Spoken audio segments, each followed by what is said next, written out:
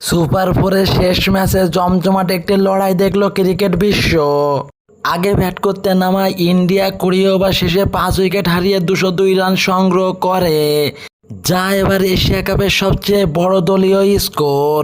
আবারও ঝড় বয়ে গেল ইন্ডিয়ার ওপেনার ব্যাটসম্যান অভিষেক শর্মার ব্যাটে। তিনি 2টি 6 এবং 8টি 4-এর সাহায্যে 31 বলে 61 রানের একটি বিধ্বংসী ইনিংস খেলেন। তিলক ভার্মা 4টি 4 এবং 1টি 6-এর সাহায্যে তিনি 34 বলে 49 রানের নট আউট থাকেন।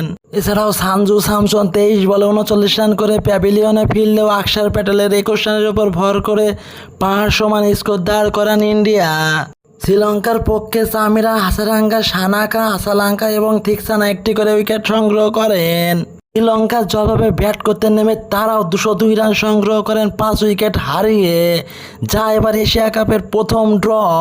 শ্রীলঙ্কার পক্ষে প্রথম সেঞ্চুরি হাঁকান পাথুম নিশাঙ্কা।